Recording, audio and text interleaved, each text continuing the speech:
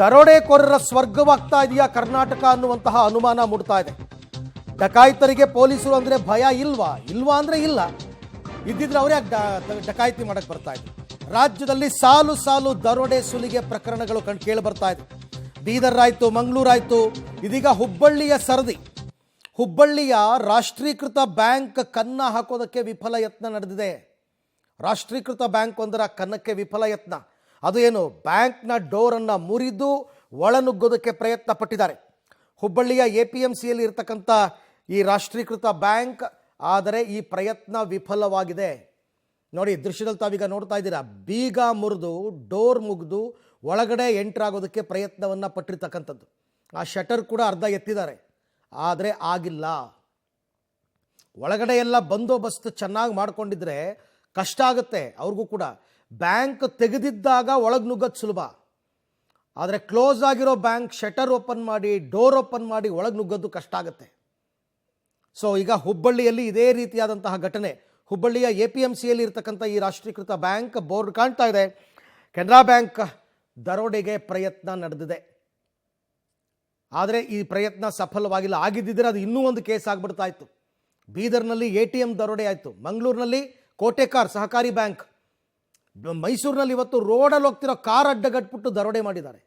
ಈಗ ಇನ್ನೊಂದು ಘಟನೆ, ಒಂಥರ ಸಿರೀಸ್ ಸರಣಿ ದರೋಡೆ ನಡೀತಾ ಇರತಕ್ಕಂಥದ್ದು ರಾಜ್ಯದಲ್ಲಿ. ಒಂದಾದ್ಮೇಲೊಂದು ಜಿಲ್ಲೆಗಳಲ್ಲಿ ನಡೀತಾನೇ ಇದೆ. ಆದರೆ ಪ್ರಶ್ನೆ ಬರುತ್ತೆ, ನಿಜ ಲಾ ಆ್ಯಂಡ್ ಆರ್ಡರ್ ಏನಾಯಿತು ಅಂತಕ್ಕಂಥ ಪ್ರಶ್ನೆ ಮೂಡುತ್ತೆ. ಹಾಗಂತ ಎಲ್ಲ ಕಡೆಗೂ ಪೊಲೀಸ್ ಸೆಕ್ಯೂರಿಟಿ ಕೊಡೋದಕ್ಕೂ ಆಗೋದಿಲ್ಲ. ಅಂಥ ಕಡೆ ಇವರು ತಮ್ಮ ಕೈ ಚಳಕವನ್ನು ತೋರಿಸ್ತಕ್ಕಂಥ ಕೆಲಸವನ್ನು ಮಾಡ್ತಾ ಇದ್ದಾರೆ. ಡಕಾಯಿತರಿಗೆ ಒಂದು ಚೂರು ಪೊಲೀಸರು ಅಂತಕ್ಕಂಥ ಭಯ ಇಲ್ಲ ಅಂತಕ್ಕಂಥದ್ದು ಸ್ಪಷ್ಟವಾಗಿ ಗೊತ್ತಾಗ್ತಾ ಇದೆ. ಫಸ್ಟು ಡಕಾಯಿತಿ ಮಾಡ್ಬಿಡೋಣ, ಮಿಕ್ಕಿದ್ದ ಆಮೇಲೆ ನೋಡ್ಕೊಳ್ಳೋಣ ಅಂತಕ್ಕಂಥದ್ದು. ಕಂತೆ ಮೂಟೆ ದುಡ್ಡು ಎತ್ಕೊಂಡು ಹೊರಟ್ಬಿಡೋದು. ಆಮೇಲೆ ಇವ್ರು ಹುಡುಕ್ತಾ ಇದ್ದಾರೆ. ನೋಡಿ, ಈಗ ಬೀದರ್ದು ಹುಡುಕ್ತಾ ಇದ್ದಾರೆ, ಮಂಗಳೂರ್ದು ಹುಡುಕ್ತಾ ಇದ್ದಾರೆ, ಇನ್ನೂ ಯಾರನ್ನೂ ಅರೆಸ್ಟ್ ಮಾಡೋಕ್ಕಾಗಿಲ್ಲ. ಈ ಬಗ್ಗೆ ಮತ್ತಷ್ಟು ಮಾಹಿತಿ ನನ್ನ ಕೊಲೀಗ್ ಸುನಿಲ್ ಅವರಿಂದ ಪಡ್ಕೊಂಡ. ಸುನಿಲ್, ಯಾವಾಗ ನಡೆದಿರ್ತಕ್ಕಂಥ ಘಟನೆ, ಏನಿದೆ ಇದ್ರ ಬಗ್ಗೆ ವಿವರ? ಅರವಿಂದ್, ನಿಜಕ್ಕೂ ಕೂಡ ಒಂದು ವಿಪರ್ಯಾಸದ ಸಂಗತಿ ಅಂತ ಹೇಳ್ಬೋದು. ಯಾಕಂದ್ರೆ ಇವತ್ತು ಬೆಳಗ್ಗೆ ಎನ್ ಶಶಿಕುಮಾರ್ ಕಮಿಷನರ್ ಅವರು ಈ ಒಂದು ಬ್ಯಾಂಕ್ ಸಿಬ್ಬಂದಿ ಜೊತೆ ಒಂದು ಮೀಟಿಂಗ್ ಅನ್ನ ಮಾಡ್ತಾರೆ. ನಿಮ್ಮ ಬ್ಯಾಂಕ್ ಬಗ್ಗೆ ಮುಂಜಾಗ್ರತೆ ವಹಿಸಿ ಮತ್ತು ಸುರಕ್ಷತಾ ಕ್ರಮಗಳನ್ನು ತೆಗೆದುಕೊಳ್ಳಿ ಅಂತ. ಈ ಬ್ಯಾಂಕ್ ಮೀಟಿಂಗ್ ಮುಗಿಯತ್ತಲೇ ಈಗ ದರೋಡೆಗೆ ಯತ್ನ ನಡೆದಿರುವಂಥದ್ದು. APMCಯ ಒಂದು ಕೆನರಾ ಬ್ಯಾಂಕ್ನ ಗೇಟನ್ನು ಕಟ್ ಮಾಡಿ ಮತ್ತು ಕೀಯನ್ನು ಕೂಡ ಕಟ್ ಮಾಡಿ ಅದರ ಒಳಗೆ ನುಗ್ಗುವಂಥ ಪ್ರಯತ್ನವನ್ನು ಮಾಡಿದ್ದಾರೆ ದರೋಡೆಕೋರರು. ಇದು ವಿಫಲವಾಗಿದ್ದರಿಂದಲೇ ಅಲ್ಲಿಂದ ಈಗ ಪರಾರಿ ಆಗಿರುವಂಥದ್ದು. ವಿಪರ್ಯಾಸದ ಸಂಗತಿ ಅಂದರೆ ಇಷ್ಟೆಲ್ಲ ಆದರೂ ಕೂಡ ಪ್ರಕರಣವನ್ನು ಮುಚ್ಚು ಹಾಕುವಲ್ಲಿ ಬ್ಯಾಂಕ್ ಮ್ಯಾನೇಜರ್ ಮುಂದಾಗಿದ್ದಾರೆ ಅಂತ ಅನುಮಾನ ಮೂಡ್ತಾ ಇದೆ. ಯಾಕಂದರೆ ಪ್ರಕರಣ ಇಷ್ಟು ಸೀರಿಯಸ್ ಆಗಿದ್ರೂ ಕೂಡ ಯಾವುದೇ ಒಂದು ರೀತಿಯ ಒಂದು ಪ್ರಕರಣ ದೂರು ಇಲ್ಲಿವರೆಗೂ ದಾಖಲೆ ಮಾಡಿಲ್ಲ. ಮತ್ತು ಅದರ ಜೊತೆಗೆ ಈ ಬಗ್ಗೆ ಪ್ರಶ್ನೆ ಮಾಡಿದಂಥ ಪಬ್ಲಿಕ್ ಟಿವಿ ಕೂಡ ಆರಿಕೆ ಉತ್ತರನ ಕೊಡ್ತಾ ಇದ್ದಾರೆ.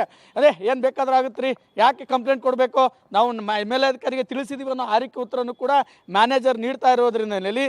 ಮತ್ತು ಇನ್ನೊಂದು ಅನುಮಾನ ವಿಚಾರ ಏನಂದರೆ, ಇಷ್ಟೆಲ್ಲ ಆದರೂ ಕೂಡ ಈಗ ಬ್ಯಾಂಕ್ ಮುರಿಯುವಂಥ ಪ್ರಯತ್ನ ಈಗಾಯಿತು, ಆ ವೆಲ್ಡಿಂಗನ್ನು ಮಾಡಲಾಗಿದೆ ಮತ್ತು ಏಕಾಏಕಿ ಕೀಯನ್ನು ರಿಪ್ಲೇಸ್ ಮಾಡಿರುವಂಥದ್ದು ನೋಡಿದರೆ ಒಂದು ಕಡೆ ದರೋಡೆಕೋರರ ಭಯ ಇದ್ದರೂ ಕೂಡ ಬ್ಯಾಂಕ್ ಸಿಬ್ಬಂದಿ ಇಷ್ಟು ನಿರ್ಲಕ್ಷ್ಯ ಯಾಕೆ ವಹಿಸ್ತಿದ್ದಾರೆ ಅನ್ನೋ ಅನುಮಾನ ಈಗ ಮೂಡ್ತಾ ಇರುವಂಥದ್ದು. ಸೊ ಹುಬ್ಬಳ್ಳಿಯಲ್ಲಿ ಶಶಿಕುಮಾರ್ ಅವರು ಈಗಾಗಲೇ ಆಯುಕ್ತರು ಒಂದು ವಾರ್ನಿಂಗನ್ನು ಮಾಡಿದ್ರೂ ಸಹ, ಇಲ್ಲಿ ಕಮಿಷನರ್ ಒಂದು ಆಫೀಸ್ ನಿಯರ್ ಇದ್ದರೂ ಸಹ ಈ ಒಂದು ಬ್ಯಾಂಕಿಗೆ ಕಣ್ಣು ಹಾಕುವಂಥ ಪ್ರಯತ್ನ ನಡೆದಿದೆ. ಇಷ್ಟಿದ್ರೂ ಸಹ ಸಿಬ್ಬಂದಿ ಆಗಿರ್ಬೋದು, ಪೊಲೀಸ್ ಇಲಾಖೆ ಇದನ್ನು ಗಂಭೀರವಾಗಿ ಪರಿಗಣಿಸಿಲ್ಲ ಅನ್ನೋ ಅನುಮಾನ ಮೂಡ್ತಾ ಇರುವಂಥದ್ದು. ಇನ್ನು ಇವರಿಗೆ ಯಾವ ರೀತಿಯಾಗಿ ಏನು ಸಿಬ್ಬಂದಿಯನ್ನು ಕೊಲೆ ಮಾಡಬೇಕಿತ್ತೋ ಇಲ್ಲ ಗುಂಡು ಹಾರಿಸಬೇಕಿತ್ತೋ, ಹೀಗಿದ್ರೂ ಸಹ ದೂರು ನೀಡ್ತಾ ಇಲ್ಲ ಯಾಕೆ ಅನ್ನೋ ಅನುಮಾನ ಮೂಡ್ತಾ ಇರುವಂಥದ್ದು. ರೈಟ್, ಹಾಗೆ ಸಂಪರ್ಕದಲ್ಲಿ ಸುನಿಲ್, ನಿಮ್ಮ ಜೊತೆ ನಾನು ಮಾತನಾಡ್ತೀನಿ. ನಿಜ ಕಂಪ್ಲೇಂಟ್ ಕೊಡಬೇಕಾಗಿರೋದು ಬ್ಯಾಂಕ್ ಮ್ಯಾನೇಜರ್ನ ಪರಮ ಆದ್ಯ ಕರ್ತವ್ಯ ಇಂಥ ಘಟನೆಗಳು ನಡೆದಾಗ. ಬಟ್ ಯಾಕೆ ಕೊಡ್ತಾ ಇಲ್ಲ? ಇದು ಪ್ರಯತ್ನ ಅಲ್ವಾ? ಹಾಗಾದರೆ ಇದು ದರೋಡೆಗೆ ಯತ್ನ ಮಾಡಿರೋದು ಅಲ್ವಾ ಇದು? ಹಾಗಾದರೆ ಕ್ಲೀನಾಗಿ ಗೊತ್ತಾಗ್ತಾ ಇದೆ. ಮುಚ್ಚಿ ಹಾಕುವಂತಹ ಕೆಲಸ ಯಾಕೆ ಮಾಡಬೇಕು ಅಂತ ಗ್ರಾಹಕರೇನಾದರೂ ಹೆದರು ಬಿಡ್ತಾರೆ ಅಂತನಾ?